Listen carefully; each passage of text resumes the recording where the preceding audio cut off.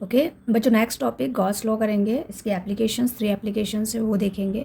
Okay तो इस video में हम Gauss law and first application देखेंगे और नेक्स्ट वीडियो में जो बची हुई 2 एप्लीकेशन है वो करेंगे। ओके जल्दी, गॉस लॉ क्या होता है तो सबसे पहले तो जो स्टेटमेंट है total flux through the closed surface, Gauss law जो एप्लीकेबल होगा वो क्लोज सरफेस के लिए होगा। ओके ओपन सरफेस के लिए हम गॉस लॉ को अप्लाई नहीं कर सकते। okay so total flux through the closed surface is 1 by epsilon naught times of the net charge enclosed by the closed surface। ठीक है, यानी कि अगर आपको दिया हुआ है इस तरह से कोई भी सरफेस, हमने ये आप स्फेरिकल सरफेस कंसिडर कर लिया, ठीक है, सर्कुलर में, ताकि सिमेट्री का केस आ जाए यहाँ पर। ओके अब यहाँ पर क्या है, अंदर प्लस क्यू चार्ज है, अंदर क्या है प्लस क्यू चार्ज है। ओके तो हमें ये फाइंड करना है कि इसके अंदर कितना फ्लक्स होगा। ओके टोटल हम फ्लक्स जो फाइंड करेंगे वो आप इस फॉर्मूले से फ्लक्स फाइंड आउट करना अगर चाहते हो तो जितना भी क्लोज सरफेस के अंदर जितना भी टोटल चार्ज है आपको वो लिखना है, इनसाइड चार्ज लिखना है and divide by epsilon naught.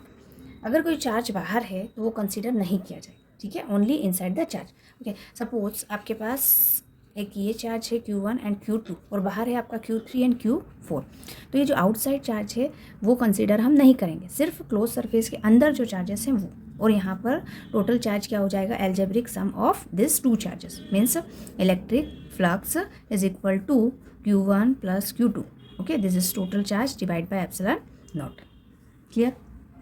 Okay अब हम सपोज हम एक पॉइंट चार्ज लेते हैं, एक पॉजिटिव चार्ज लेते हैं, ठीक है, वो सेंटर पे यहाँ पर रखा हुआ है। अब इससे जो इलेक्ट्रिक फील्ड लाइंस बनेगी वो इस तरह से बनेगी। ओके ये हमें पता है electric field lines away from the charge होती है पॉजिटिव चार्ज के। ओके अब क्या किया हमने, इस चार्ज, ये जो पॉजिटिव चार्ज है इसके अराउंड हमने एक गॉसियन सरफेस को बनाया, ड्रॉ किया।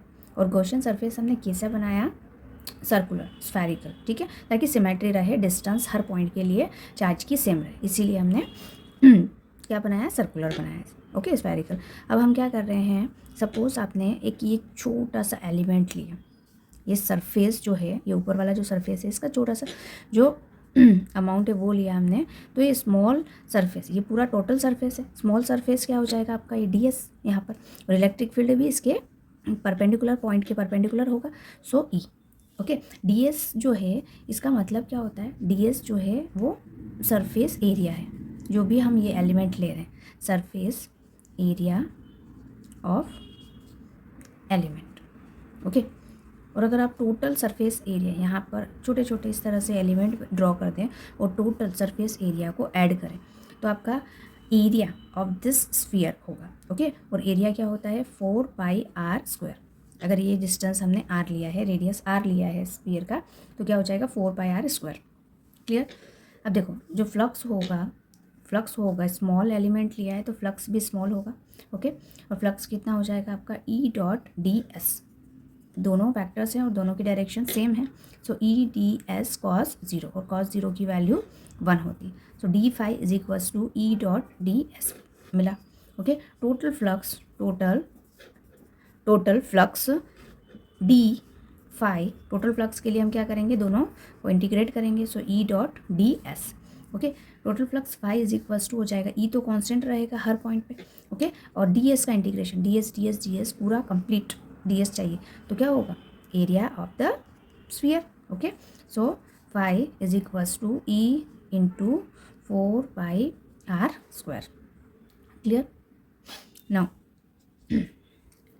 नाउ इलेक्ट्रिक फील्ड क्या होता है, तो इलेक्ट्रिक फील्ड भी हमें पता है, इलेक्ट्रिक फील्ड होता है 1/4πε0 Q, चार्ज कितना है Q/r², ठीक है, और ये इंटू 4πr²।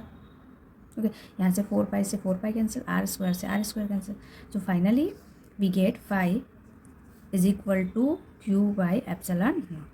ओके ये आपका गॉस लॉ प्रूफ हो गया है। Clear? Now next is application of Gauss law, electric field due to infinite long straight uniform charge wire. Okay एक आपके पास यूनिफॉर्म और लॉन्ग स्ट्रेट वायर है, सपोज इस वायर पे पॉजिटिव चार्ज है, इस वायर पे क्या है, पॉजिटिव चार्ज है, और ये वायर जो है वो इनफाइनाइट पे जा रहा है, इनफाइनाइट लॉन्ग है। ओके इस वायर पे जब हम गॉस लॉ के थ्रू सिमेट्री डायग्राम जो शो करेंगे, गॉसियन सरफेस शो करेंगे। एक मिनट बेटा, आप गॉस लॉ की कुछ लिमिटेशंस हैं वो एनसीईआरटी में से आपको रीड करना है। देखिए ये जो नोट्स हैं, ये जो पॉइंट्स हैं, कितने 5-6 पॉइंट्स है। 6 पॉइंट्स आपको अच्छे से लर्न करना है। इसमें फर्स्ट में ये कहा गया है कि जो गॉस लॉ है is true for any close surface. ये क्लोज सरफेस के लिए ट्रू है, no matter what its shape और साइज। शेप एंड साइज पे डिपेंड नहीं करता है, ठीक है, सिर्फ क्लोज सरफेस होना चाहिए। Second, the term Q on the right side of the Gauss law include the sum of all the charges enclose by the surface. ठीक है, जितने भी अंदर सरफेस के अंदर चार्जेस हैं उन सबका एल्जेब्रिक सम होगा, ओके, टोटल चार्ज के प्लेस पे। थर्ड पॉइंट है, in the situation when the surface is so chosen that there are some charges inside and some outside. Okay, some inside some outside, तो हम inside charges को ही consider करेंगे। Next है, जो surface हम choose करते हैं उसको गॉसियन सरफेस कहते हैं। Okay, Gaussian surface can pass through a continuous charge distribution. And fifth one is Gauss law is often useful towards much easier calculation. Calculation easy करने के लिए हमें जो भी डायग्राम लेना है वो सिमेट्रिकल लेना है। ओके, जैसे अभी हमने स्फीयर बनाया है, ओके, आप स्क्वायर ले सकते हो, ट्राइंगल ले सकते हैं, तो ये सिमेट्री डायग्राम बनाएंगे तो आपका कैलकुलेशन ईजी हो जाएगा। And last is finally, Gauss law is based on the inverse square dependence on the distance contain in the Coulomb's law. ठीक है, जैसे Coulomb's law inverse square law को फॉलो करता है, गॉस लॉ भी inverse square law को follow करता है। ठीक है, तो ये कुछ पॉइंट्स है इंपॉर्टेंट, ये आपको लर्न करने हैं। Now next, first application of Gauss law. Gauss law की फर्स्ट एप्लीकेशन हम देखते हैं। हमने क्या देखा अभी, एक स्ट्रेट वायर लिया इनफाइनाइटली लॉन्ग। अब इस पर हम गॉस लॉ, गॉसियन सरफेस कैसे ड्रॉ कर सकते हैं। तो जब भी इस तरह से स्ट्रेट वायर हो तो वहाँ पर सिलेंड्रिकल गॉसियन सरफेस को ड्रॉ करेंगे आप। ओके, ये सिलेंड्रिकल गॉसियन सरफेस, और इस तरह से सिलेंड्रिकल बनाएंगे कि ये जो स्ट्रेट लाइन है या स्ट्रेट लॉन्ग जो वायर है ये क्या है, एक्सिस पे हो। ये जो वायर है ये एक्सिस पे हो सिलेंडर के, सिलेंडर का एक्सिस ही ये वायर हो। ठीक है, अब देखो यहाँ पे सिलेंडर का जो रेडियस है हमने आर लिया and length of the cylinder is L. Okay, ये पॉजिटिव चार्ज है तो यहाँ पे जो डायरेक्शन होगी इलेक्ट्रिक फील्ड की डायरेक्शन वो अवे फ्रॉम द चार्ज होती है। ठीक है, इधर भी अगर आप देखेंगे तो away from the charge electric field हो। ठीक है, मीन्स इलेक्ट्रिक फील्ड की जो डायरेक्शन होगी वो यहाँ पर होगी। ओके, नाउ अगर आप इस सरफेस या इस सरफेस पे कहीं पर भी एक पॉइंट पी ले लें, ठीक है, इस पर हम इलेक्ट्रिक फील्ड फाइंड आउट करते हैं। अभी इस पर इलेक्ट्रिक फील्ड फाइंड आउट करने के लिए इसका जो एरिया वेक्टर है वो भी इसी डायरेक्शन में होगा, एरिया वेक्टर ds वो भी इसी डायरेक्शन में होगा, और इलेक्ट्रिक फील्ड वो भी सेम डायरेक्शन में होगा। ठीक है, यहाँ पर इस पर्टिकुलर पॉइंट पे, और ये वाला जो पॉइंट है, सिलेंडर का मतलब क्या होता है, सिलेंडर में 3 सरफेसेस होती है, एक तो ये वाला और एक ये स्फेरिकल, मतलब ये कर्व्ड सरफेस है, ये सर्कुलर सरफेसेस। तो सर्कुलर सरफेस में ऊपर नीचे आप देखोगे तो इलेक्ट्रिक फील्ड तो इस डायरेक्शन में है, ओके, बट इसका एरिया वेक्टर जो है इसके परपेंडिकुलर है। यहाँ पर भी area vector ds perpendicular and electric field is in that direction. Means electric field and area vector के बीच का एंगल कितना है, 90 degree for the circular part. तो हम क्या करते हैं, इस सिलेंडर को 3 पार्ट में डिवाइड करते हैं, फर्स्ट 2 एंड ये थर्ड पार्ट जो है वो कर्व्ड है। तीनों पार्ट के थ्रू हम क्या फाइंड कर लेंगे कि पहले फ्लक्स और उसके बाद में फिर इलेक्ट्रिक फील्ड फाइंड करेंगे। ओके, अब जो flux through first surface, flux through first and flux through second surface, वो तो 0 हो गया। मैंने आपको बताया अभी E डॉट ds दोनों के बीच में एंगल 90 डिग्री है, इसका मतलब cos 90 की वैल्यू 0। ओके, अब φ3 जो मिलेगा आपको, φ3 ये कैसे मिलेगा आपको, किस तरह से मिलेगा, तो आप फॉर्मूला क्या पुट करेंगे, E dot ds। Okay, E dot ds, यहाँ पे d5 भी लिख सकते हैं। अगर टोटल फ्लक्स की बात करेंगे, टोटल हर पॉइंट के लिए फ्लक्स की बात करेंगे तो क्या हो जाएगा आपका integration of d/3 is equals to E dot ds। तो φ3 की वैल्यू आपकी मिलेगी, E तो सभी जगह कांस्टेंट है, ds का मतलब क्या होता है, surface area of the cylinder, और surface area of the cylinder is 2πr/L होगा। Okay, so electric field E जो होगा वो अभी हम निकालते हैं, जो φ3 है, φ3 वो आपको ये मिला 2πr/L।